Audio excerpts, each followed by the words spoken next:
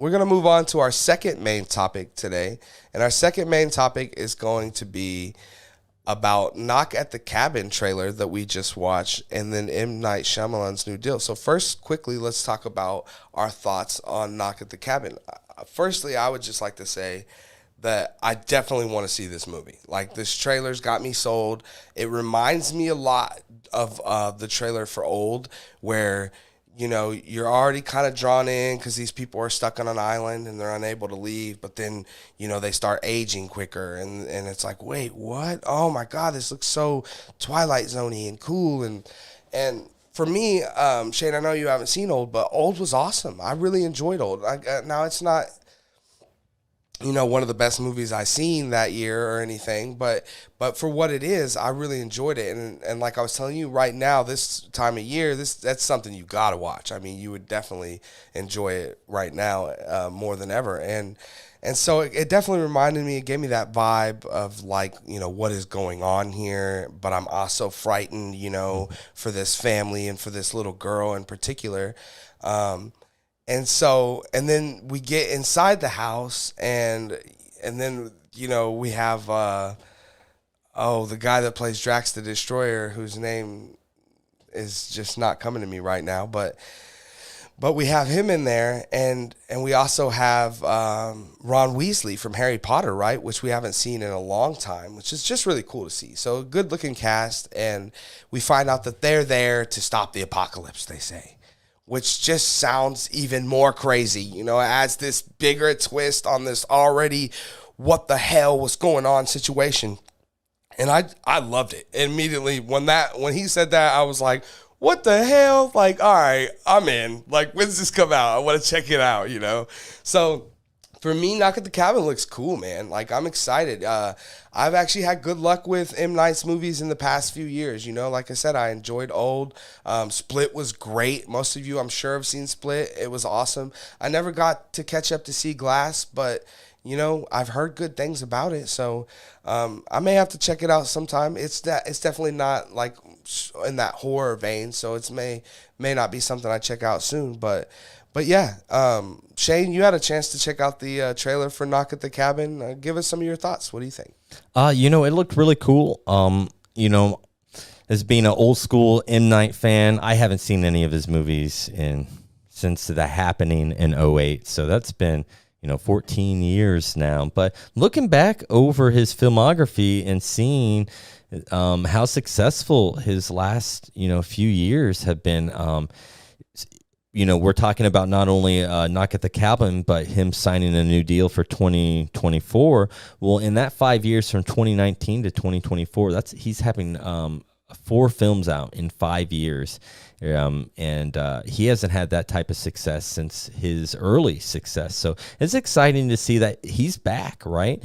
And not only am I excited to check out Knock at the Door, but I'm also excited about to check out some of the other films that I missed out on, evidently, that you've seen. And the one thing with M. Night and with Knock at the Cabin that I find really interesting is, you know, he always likes to put deeper messages into his films. You know, they're about something else rather than just, you know, whatever the surface layer of the film is about. There's subtext to it. And that's what the great filmmakers do. Watching this trailer, you know, just from what I've gotten, we have this gay couple that arrived to a trailer, very happy family, and then these very menacing people, you know, saying that the apocalypse is coming unless some choice is made. So the setup's really cool, but already I can see the deeper context. You know, we've been talking about the Bros the last 2 weeks, and some of the homophobia that perhaps is not going out to the theaters. And I think that this film is about the homophobia, especially in terms of religious homophobia, using the church as an excuse to be homophobic. Because, you know, the apocalypse, when I think apocalyptic, I think the Bible. Mm-hmm. And, you know, some of the tattoos that he had on his hands that we saw from there. And just the way he was, right? Mm-hmm. The way he carried himself. Absolutely. He was very humble. And again, in that way, we talked about recently about villains, you know, having a mission, that they're not really evil, but he thinks he's doing the right thing. Exactly. He's there to serve God. He's the hero in his movie. That. Yeah. Definitely. Yeah. And so, you know, I think it's very cool idea to bring about this time, because evidently it's something that for whatever reason, even 12 15 years after legislation's passed, is something that still needs to be, whatever. But it's cool that, M. Night's, in my opinion, just from the trailer, is talking about it directly. And I'd like to see, based on the last films, the amount of success that he's had, and see if this is successful as well. See if, if people want to go see this movie, even though it features a gay couple. Right. Yeah. I'm definitely gonna go check this out. I mean, I'll see this in theaters. It looks so.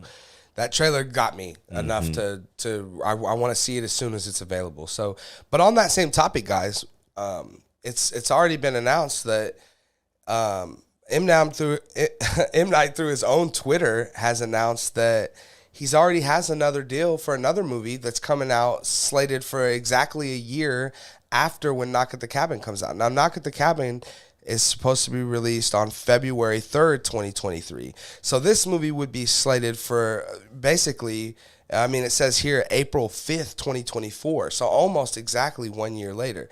So again, this speaks to something me and you talked about, Shane, a little bit about the idea that, kind of under the radar, right? M. Night's been killing it, right? Like without us knowing it or seeing it, we didn't quite check on how critically well all of these films are doing. But when it comes to financially, these things have been a success. They're knocking it out of the park. He's making these movies for less than $10 million sometimes and making $100 million, guys. And really, as a guy who's like, has a YouTube show about talking about movie news, it's something that's even went under my radar. It's kind of cool when now looking back at it, because, we did have this time with M. Night, right, where it was like, we had the Avatar, The Last Airbender movie. We had Lady in the Water. We had some things from him that were just so bad that it felt like it would be hard to ever see something really good from him again. And then, like me and you talked about, Shane, it also made it hard to trust him, right? Mm-hmm. So now in this past 5 years, when we're having this Shyamalan, right? We Hammer. Right. Now in this past 5 years, we haven't been even really paying attention to him, because again, it became hard to trust him. So now what we're seeing is taking a closer look at it, is that these things have been doing really well. And that the reason he's getting a movie release or a deal done, moments before a movie he has even came out, is because his movies are making money, guys. Whether they're good or not is irrelevant to this situation, because as long as they're making money, then they will keep giving him movies to make, or he will, whatever he pitches to them, they're going to be like, yeah, M. Night, you made us $80 million last time, so let's do it. Let's do one a year, and that's something, Shane, you mentioned that it was, what was the numbers in the past? So in this coming 5 years, from 2019 to 2024, he'll have 4 movies released in that 5 year span. So that's almost a movie a year, guys. And Shane, as a movie maker, a director, and all of that, you know how hard it is to make a movie. This dude's making, for a lot of directors, we see him go 3 years, 2 years at least in between making movies, and sometimes 5, 6, years between making movies. This guy's pushing out a movie dang near every year, and it's making money. That's it's really cool to see, and again, it's really astonishing to me that it's just kind of went under all of our radars. And I did have a chance to check out Old, and I did like Old, so I'm excited to see this Knock at the Cabin, and I definitely want to check it out. I think what impresses me the most, and why I think we're also having this success, not only do we talk about the numbers being cheaply made, and so therefore it's a high successful a back end return because they're making big box office or, strong box office returns, but compared to the budget. But, I think that's percentages wise, but I also think that's why these movies are successful and why you enjoyed Old. And if we look back, I really want to see the Split. I thought you saw a Split. Yes. The cast looks great. Amazing. I got to see it James just because McAvoy, of the cast. It's amazing. And, To me, I think, especially since M. Night Shyamalan, he's a writer at heart and also a filmmaker. So he does the whole thing. Greatest writer to ever live, according to Lady in the Water. There you go. And, at one point, you could argue that. So I think that him being unsuccessful and him being stripped from these big budgeted films is what's led to the success, because what made him successful in the first place wasn't massive CGI, wasn't these big bankable stars, right? Or IP like Avatar. Exactly. It was amazing. Like Bruce Willis is incredible in The Sixth Sense, not because The Sixth Sense needed Bruce Willis. Anyone could have played that and done a great job, because that role was just so good. We were just all impressed that Bruce Willis pulled it off. So that movie, it didn't even need a bankable star. It was just that good of a movie.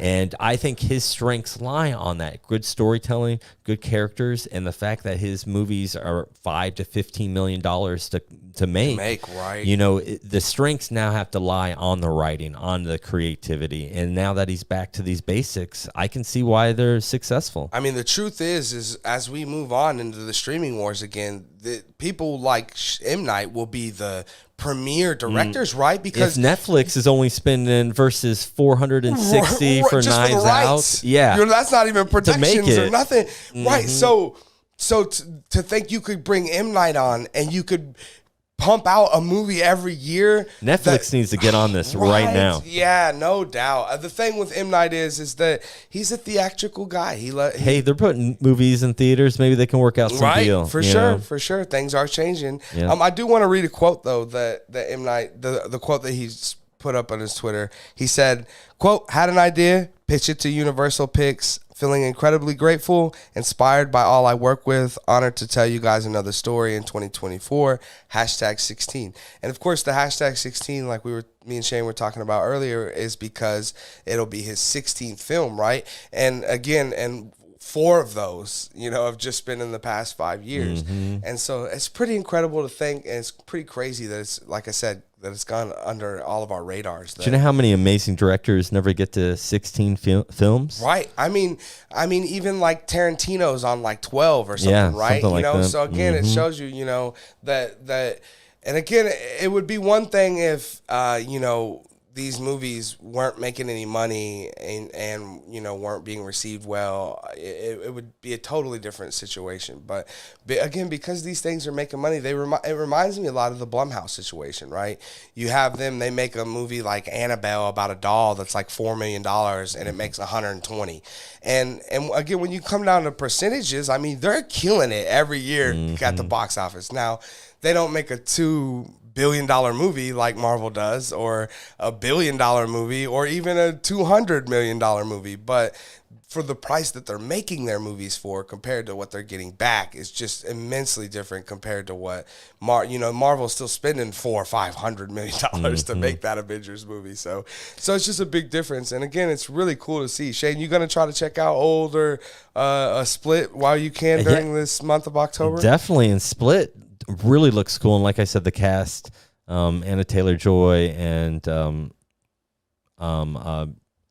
absolutely in love with her acting. So I try to see everything she's been in. So I can't believe, maybe the name, M. Night Shyamalan really scared me off. Again, it's hard to trust. Yeah, I saw The Happening. I think that was the first one I didn't see in the theaters. And by that point, it was just a steady decline until I was like, I'm out. And then right after that happening, I think he did Last Airbender, which I wasn't going to see anyway. I wasn't a fan of the anime manga series. Right. So, and then after that, he did the Will Smith movie, right? Yeah, the After Earth. Oh, yeah, terrible movie. Yeah, and that's all I heard. Even though, terrible movie. I was tempted to see it. I couldn't pull the trigger. But then I missed out on everything else, so I'm the sucker. Yeah, right. It happened to all of us, I guess, right?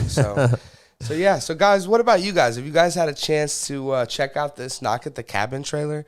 Or what about just any M. Night films? Have you guys checked out Old or Split or Glass? Let us know down in the comments section below what you guys think. Are you excited for this? Are you happy for the Shyamalan and the Sham Hammer? Are you excited that the hammer continues to pound? So let us know down in the comments section below what you guys are thinking.